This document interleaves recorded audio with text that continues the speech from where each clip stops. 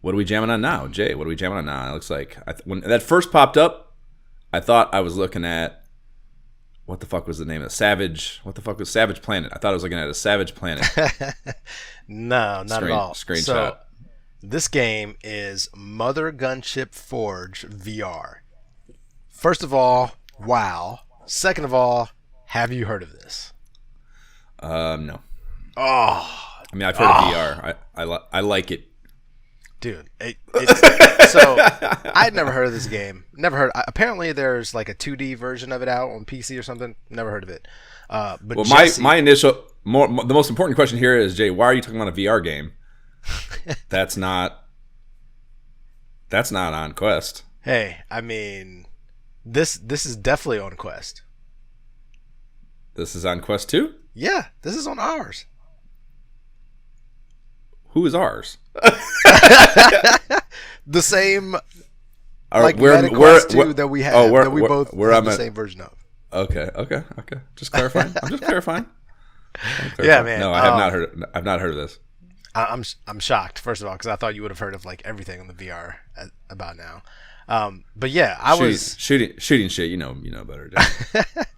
Well, out of the blue, Jesse texted me talking about this game, just raving about it.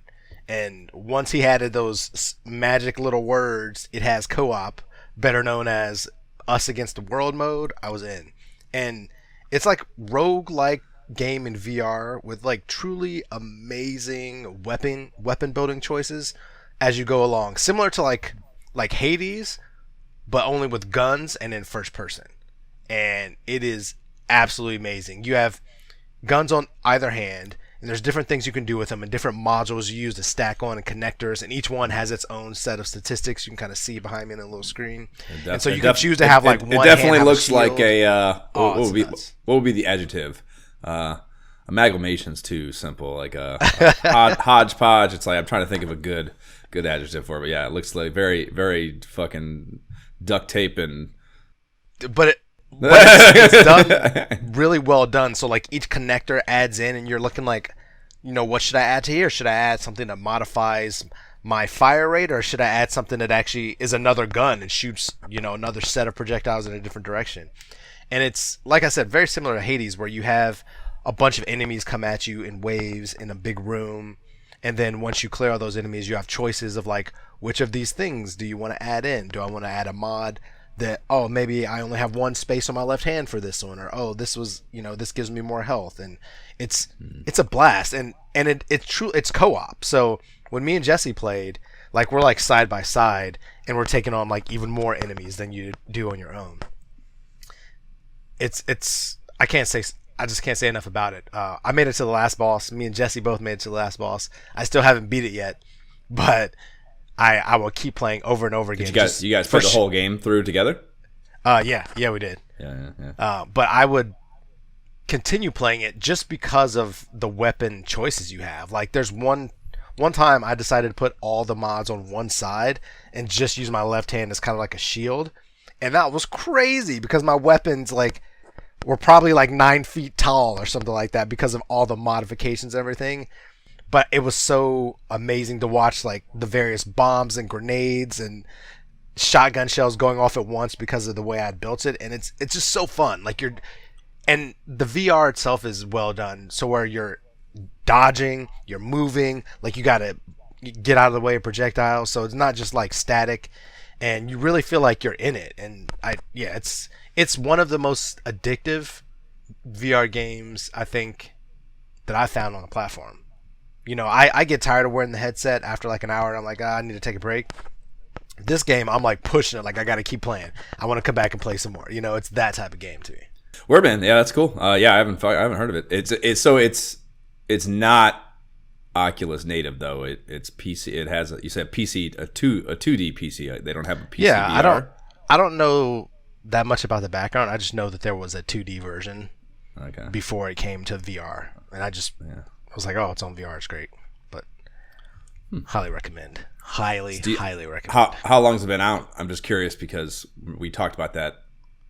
How they removed that compatibility issue with the first Quest. Yeah. So visuals are better. So I'm just curious, like how it kind of ranks out, I guess, visually. It's good. It's not like stellar. I wouldn't think it's probably not Quest 2, specific from that standpoint. Like I'm not putting it on and like blown away, but just from the pure gameplay, well, that's kind of what you Quest 2 is by expectation lower, visually, I would say, because of, partly I think we talked about, like you said, that backward compatibility thing, but also just it's a mobile platform that just doesn't, the visuals don't tend to be on par with obviously PC VR, but even, whatever. It just usually doesn't look that great comparatively. That was kind of why Red Matter was so mind blowing, is like how visually impressive it was. But even that, that was visually impressive on the spectrum of Quest games. Again, like compared to like fucking anything on an Xbox or something, it pales in comparison visually usually. Yeah, this game came out in June, so it's pretty new. But I mean, I don't want to misspeak. I mean, it looked good. Don't get me wrong. It's just especially if I'm after the battle and I'm looking at my weapons and like pulling them close and deciding what to do with it, that is really well done and really cool. But outside of that, I'm not taking the time to enjoy the scenery. I'm like, you know what I mean? Like it's like battle time, so it's not really that type of game where I think you would even really tell. Yeah, I mean, it looks like the textures on the gun should look. I mean, that's kind of why when it first popped up, I thought you were playing some fucking Microsoft shit that you wouldn't talk about. Is why I was asking like I was. You're saying because Microsoft has such amazing. Turns out I get it. Turns out Microsoft is also still paying in the Stone Ages, or rather, still playing in the Stone Ages, and they don't have a VR thing that you at least have access to. Oh man. Or at least he'll talk to me about it. Which if I find out that's the case, Jay, I'm gonna be sad inside. Anything else? Yeah. I mean, I continue to play ESO. I mean, I had been grinding away at getting perfected daggers in Veteran Cloud Rest, pugging with randos out in Craglorn, progressing the hard mode, like the highest hard mode of this trial with this core team I'm on, and I finally got these freaking daggers, man. Finally got them. So now I have like the full meta build for the highest possible damage in the game. I'm a god walking amongst mere mortals, and I can essentially just be done and just do some questing with the fairies and enjoy life until the next trial comes out. I was just talking with somebody about ESO since we last recorded. I think when I was in Buffalo or New York. You were talking to somebody about ESO? Oh, fuck it. So when I was back in Cleveland, my cousin, I was out to dinner with my uncle and him, and he's like, him and my uncle have kind of gotten a little bit close, I think, and like the past few times I've been home, I've seen him more. But I haven't talked to this kid a ton. He's probably, I don't know, not quite maybe like a half decade younger than me, maybe a little more. So like a little bit of gap, and there's just for whatever reason, we weren't really close growing up. Mm-hmm. And yeah, we were out to dinner, and he said something about video games, and it just like it got us going, man. And we he was like, I was sending the video of me crying about Outer Wilds after the fact. He was like, what was the name of that game? And he was just texting me afterwards and trying to get the name of the game. We were talking about Subnautica. We were talking about that. We were talking about Skyrim, and like Skyrim is his favorite game ever. And then he was fucking talking up ESO. I was like, oh, dude, the dude I do the fucking podcast with is fucking nonstop about ESO, bro. And yeah, he was trying to sell me on ESO again and talking about, again, kind of what we talked about for the disparity, and particularly since my experience with it in PS3, how much it's come along, and yada yada yada. So yeah, I just had that coming from another angle too. Maybe is it fate? Is it God just speaking to you? Like you need to give this a try. I think that it might be, Josh. I need to. Why isn't it in VR? I just don't know. Why isn't it? Do they have it on VR? Well, that's a great question. Is it cross-platform? No, it's not cross-platform. No, it's only Xbox. Okay. Yeah, I mean it's not only Xbox. Like there's you can have a server on PC, on PS4. Yeah, but right. Yeah. Okay.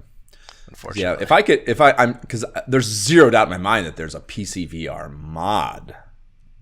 Even if there's not a native VR, I am absolutely certain someone's modded it. There's just no way there's no fucking way that hasn't happened. So if you could play that way, and I could do a VR. How would you even? I don't know. Oh, dude, I don't know that you'd want to do that.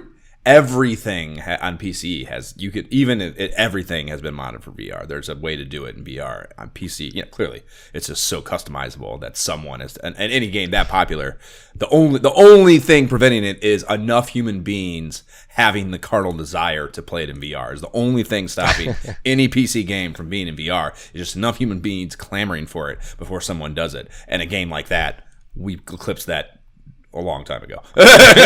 So I'm absolutely certain it could happen, and it's possible. It's just a matter of having the technology. Always wishing for the impossible, Josh. That's not impossible. Not impossible, but just what is not 2022. here. It's 2022. We can go to space. We can go to space casually, Jay. We can get VR. We can get ESO and VR. Yeah, okay. that would be crazy. I don't know if I'd want to do a trial in VR or something. That would be kind of like first person. I will say, now that I'm like, normally when you play trials or hard content in the game, like you're always playing it in third person, so you can kind of see the environment, and you're zooming out, so you can see the environment around you. But oh, really? You don't play in first person? Well, no, you can do first or third. I'm saying when I'm doing hard content, you need to zoom it out so you can see stuff coming at you and behind you and what you're standing in and all that. But when I'm playing, like when I'm doing questing or just kind of out in the world, I'll zoom in the first person, and it's actually far more cool and interesting being in first person. It's just I'll get messed. Of course.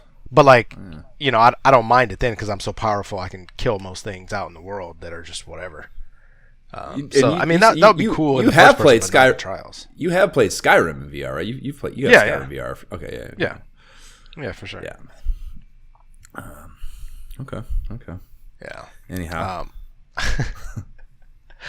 but outside of those two, the last one is, of course, like everybody else in the world right now, Call of Duty Modern Warfare 2. I'm assuming Call of Duty is just not your jam because you've never mentioned it once.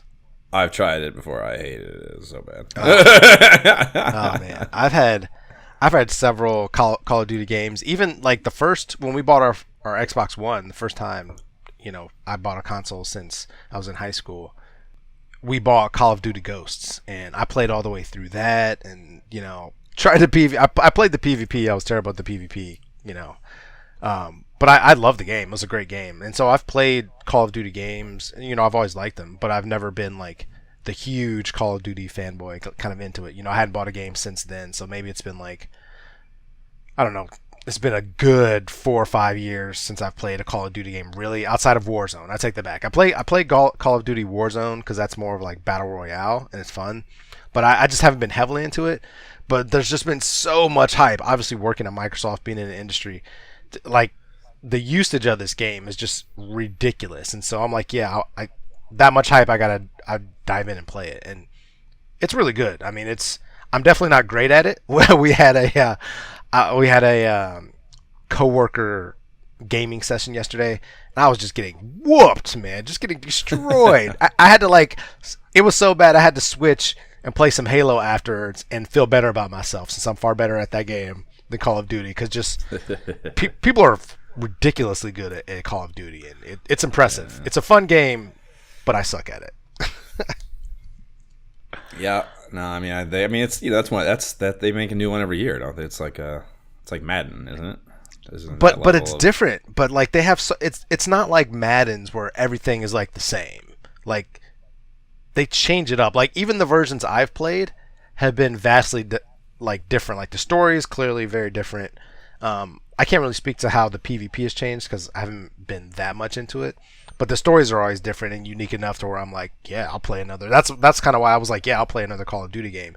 Not because I think I'm going to really get into that PvP scene, but more just I want to play through the campaign because I know it's going to be freaking great, PvP scene. Dude, I got to have my competition. I got to be able to PvP with something, I got to be able to fight somebody and feel the thrill of victory and hopefully not so much the agony of defeat. I got a comment on this coming up. Okay. But yeah, those are the games, man. What are you jamming on? I think I just downloaded it. We hadn't started it yet. at the last recording, but Return to Monkey Island, which is the art behind me. We played all the way through it. Took, I don't know, 2 or 3 weeks maybe. Amy wanted to look up a few things because she's lazy. I wouldn't let us do it, so we did it legit all the way through. Definitely not that hard. It's coddles you a little bit. It's kind of a modern game in that regard. A lot of it's like Thimbleweed Park was from the same Ron Gilbert and his team of people that I'm sure he probably worked with on both of them to some degree or another. That was a mobile game, and that it still like they kind of leaned on like I don't know, there were still some quality of life improvements over the old school point and click games, but this one in particular, being on Switch because you didn't even have an actual point and click, you're dealing with a Switch, and yes, it has touchscreen if you're playing on mobile, but when you have it on the TV, you don't have that feature. So they had to kind of, some of the stuff, like you could kind of just, and for a point and click game, to me, this kind of is just such baby stuff because you just like literally cycle through the POIs on the screen with just moving, across. So like the whole, at least a large part of the difficulty of that game is like looking at what is in front of you and being able to parse out the POI in the artwork, and figure out what's you need to interact with to solve the puzzle that you're trying to sort. And like to have that kind of spoon-fed to you, you're somewhat just you're like playing Dragon's Lair, like an interactive movie now, So yeah, like that doesn't sound too exciting there. I mean, it's still because all those games are kind of there is. There's a puzzle for the next step in a lot of cases, so it's a little more advanced than just a story. But they're all kind of, the idea with all of them is just it's a storytelling experience that you're part of, and that's still very well done. It's the same kind of Guybrush Threepwood fucking Monkey Island humor's in there. There's a lot of self-referential stuff, kind of meta, acknowledging the history of this type of game. There's it's well done for sure. It does that nostalgia thing that we talk about as a fine line well. It does all that shit well. The storytelling's great. The humor's great. The artwork is beautiful. I don't know why anyone was bitching about that. I think it looked great. It was a good experience, but the difficulty was definitely not necessarily there that I think this kind of game that I enjoy in a game like this, maybe more so than a lot of people, which maybe that's why they did it that way. I don't know. But it was good. Took us a few weeks. Got it done. So that was fun. And then I hadn't played a shit ton of stuff. I did like 10 days in fucking on the East Coast for a couple of Bills games, and I had my headset, but I never even took it out of the box. So I hadn't really played much. And then a couple nights ago, I downloaded a couple new things.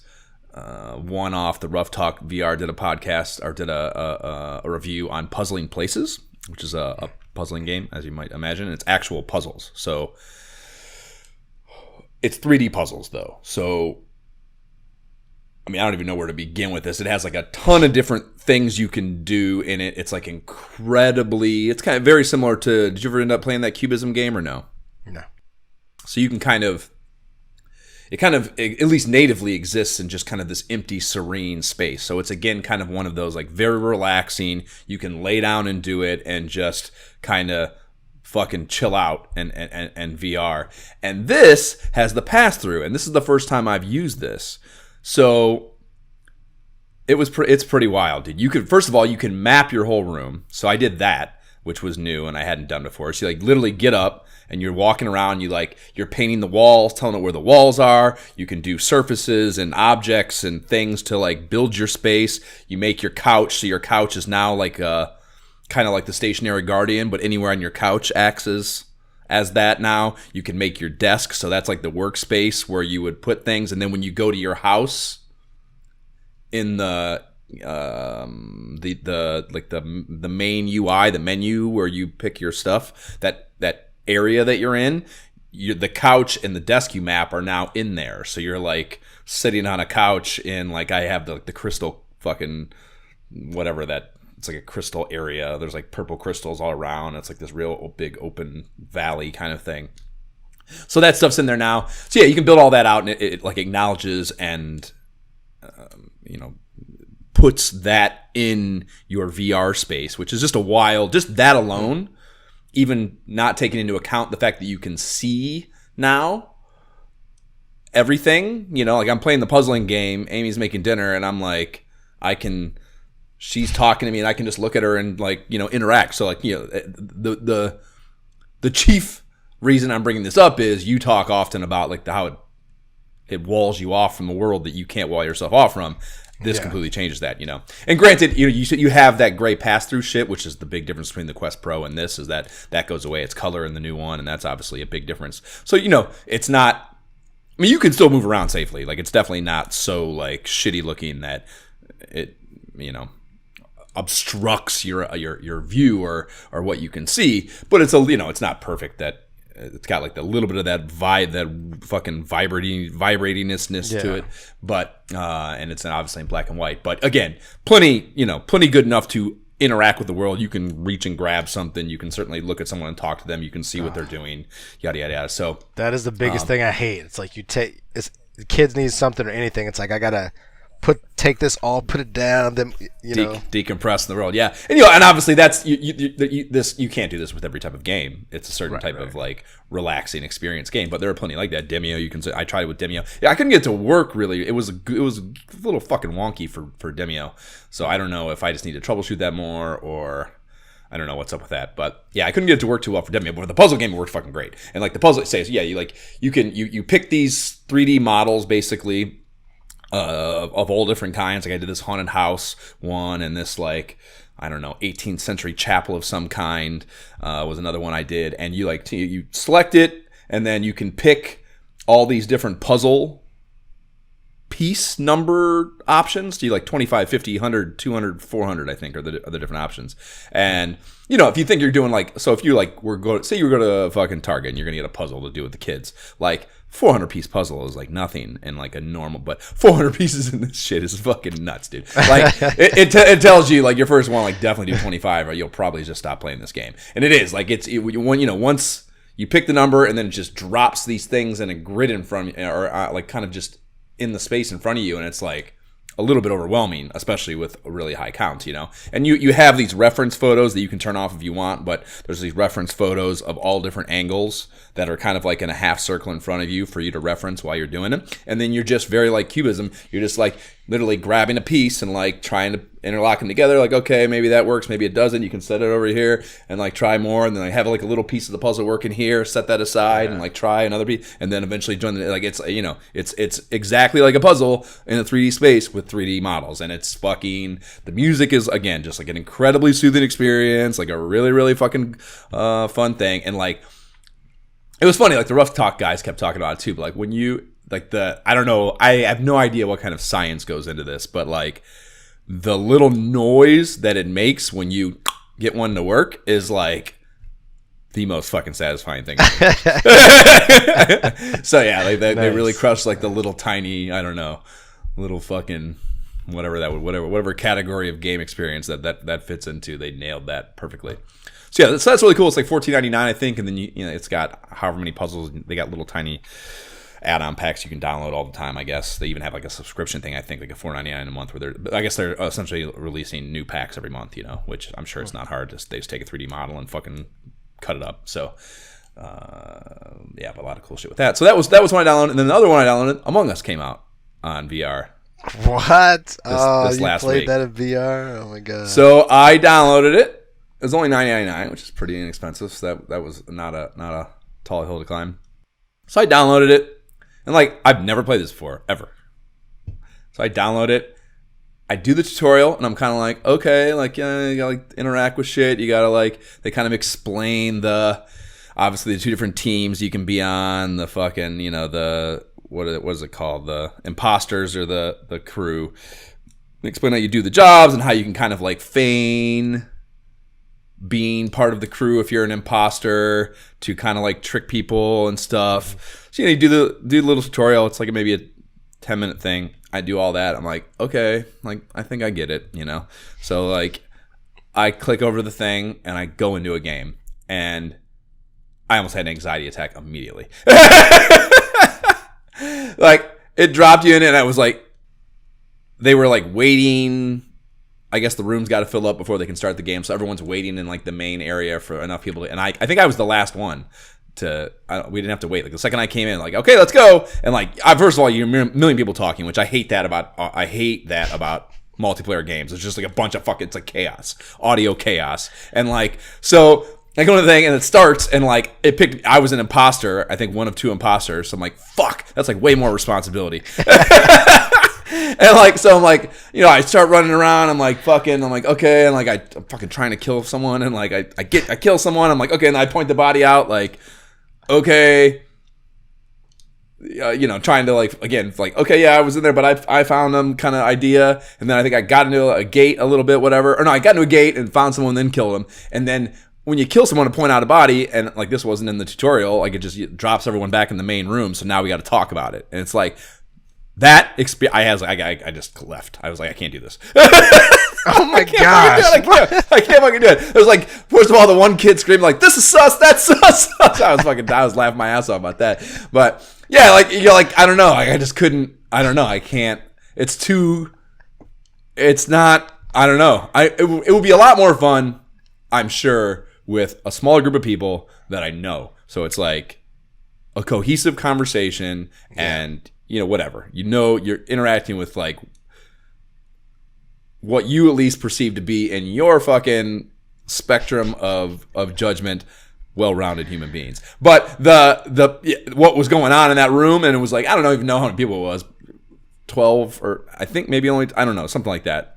Definitely double-digit people, and it was fucking chaos. I just cannot explain how chaotic it was. It was so, and again, especially, it was way worse because I was the imposter and I had to like I just froze up. I couldn't. I had nothing. I was like, I don't even know what to say. I'm like there were guys like everyone trying to explain where they were and what they were doing and why they're not whatever. And I was like, I just don't have the vernacular that all of them had too. They all had in the same category as the sus shit. It's like they have like a vernacular for explaining what they're doing and why they're not.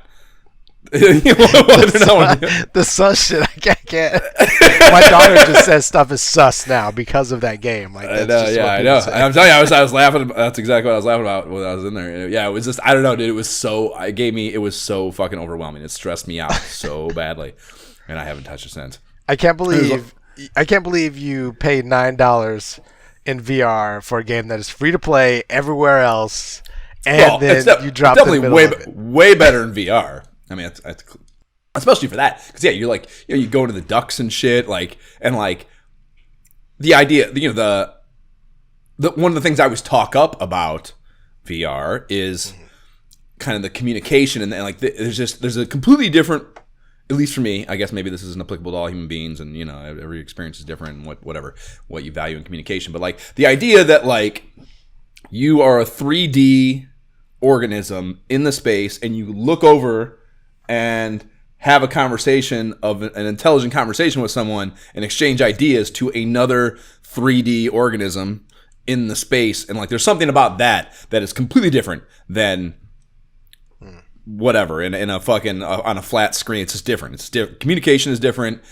The way it feels to me is completely different than just talking into a mic. Like, I'm talking to a person. I can perceive that and experience that as talking to a person.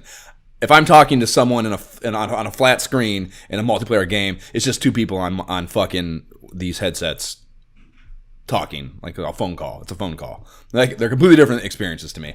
And for that reason, because this game is entirely predicated on that, there's no question it appeals to me more as a game to play in a VR space as opposed to a flat screen. But are you going to try it again, though? That's the question. I don't know. Again, like, if I could play with people that I can handle being in a room with, yes. Because that's the thing, too. It's so much more real. It's communication that I don't want to be in a room with people I don't want to be with. You know what I mean? Like, I don't want to fucking... It's like, I don't even know how many of them are kids. Some of them were definitely kids. And, like... But that's kind of like Demio. Demio, you jump into a game with somebody, and it's kind of Yeah, but if someone sucks, I leave.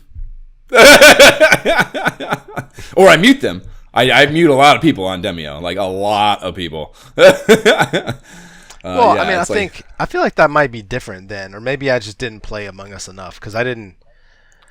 I played it a few times with the kids and stuff because they would hear about it at school, and it was such a big thing. It's like, all right, let me once it came to Xbox, I was like, let me freaking download this thing, But I feel like whenever we would even get to the parts where a body was found and we're talking about that, it was all stock stuff. Like you couldn't just be like, hey, you couldn't have like free-form conversations and like even in the hallways while you're doing things, unless I had something turned off that I didn't know about. I couldn't really just like turn and like talk to somebody like you're saying that you were doing in the VR game. So maybe I just didn't do that or didn't know that was possible. But that seems very different. I mean, I'm pretty sure. I don't.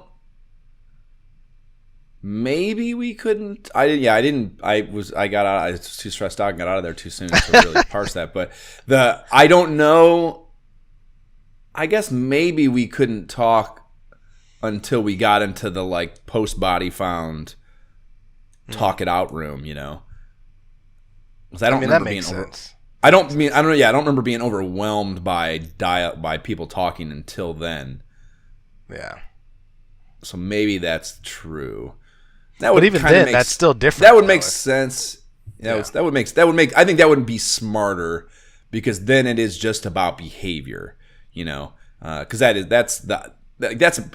it's obviously that's why it's so fucking popular. It's a really appealing idea. The idea that you're just out like trying to decide based on people. That's why everyone in the room is explaining what they were doing. Like, oh, I was fucking with the blue guy doing, fucking tinkering with this thing. It's like, that's what I was doing. So that's why I'm not, don't vote for me. And then like when I just clicked on someone on the thing, I just voted for a random person and they were like, what the fuck did somebody vote for me for? Like, I was doing this, that, and the other. I didn't, I wasn't fucking, what do you mean? How could I even possibly be sus? That's funny.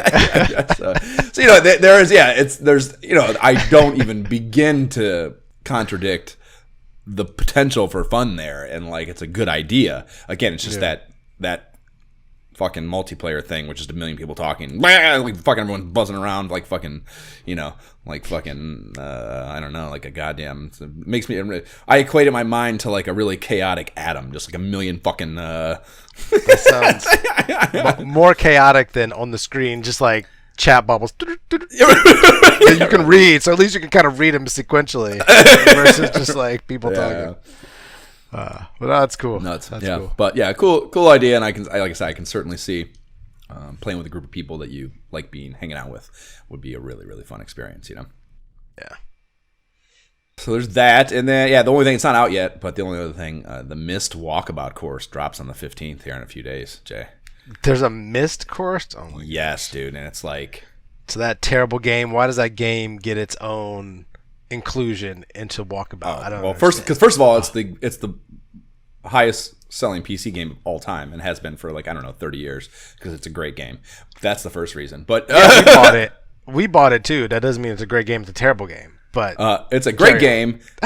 Playing it now in its original format without any remastering, you get the one on Quest? You bought that one? No. I'm saying I played Myst back in the day, and it was absolutely terrible. Oh my god, that game was so incredible. Me and Ted were glued to our computer for what? How? Why? I can't even right now. We're gonna go off on a tangent. It was such a good fucking. I mean, that again, dude. It sold an insane number. It was the worst game of all time. Let me see. Is it the worst game of all time or one of the worst games of all time? Let me look it up. Insane thing to say. That's definitely not what the internet's going to say.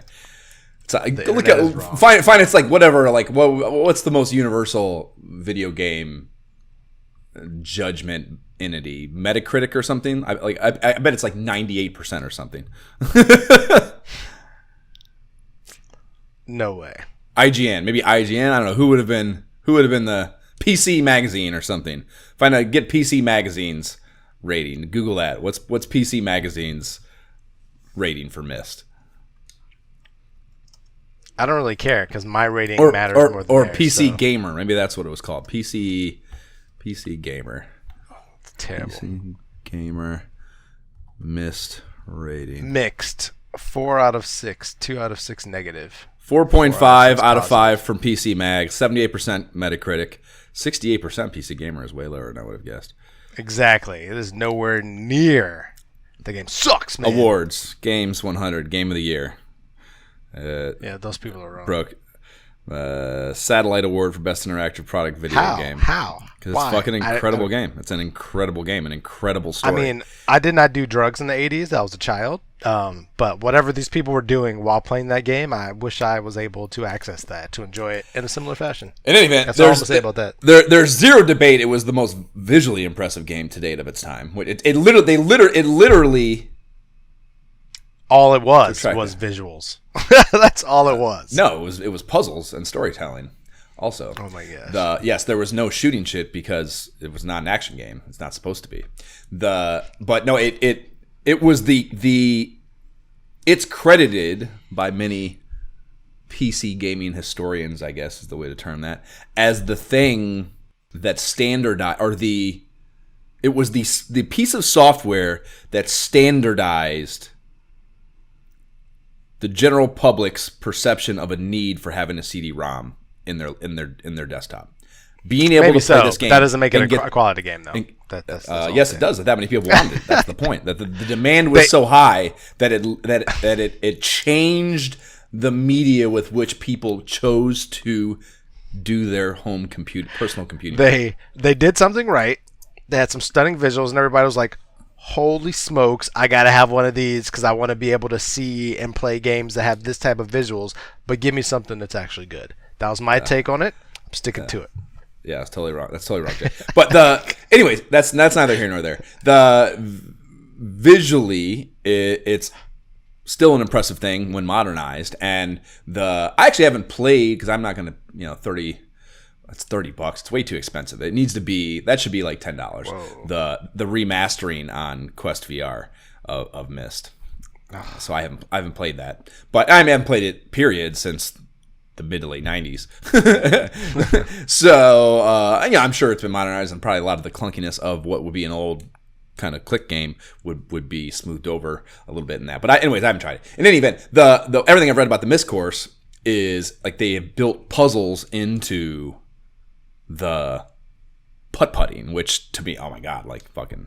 They built puzzles into the game? Yeah. There's like, kind of, what I think of is that one hole in the Labyrinth course where the whole move, like that kind of, or not where the whole moves, but where they have the two guards and you have to like figure out which one is telling you the truth based on its behavior or something. You know what I mean? About which one is the door to go through or whatever. Like that's the kind of shit I think of, like finding ways to work that kind of like relatively simple logic puzzle, which is a little bit of a bummer because that kind of thing will go away after the first time you play the course, but it's still cool and I'm sure it will look awesome and be fun. So I'm looking forward to that.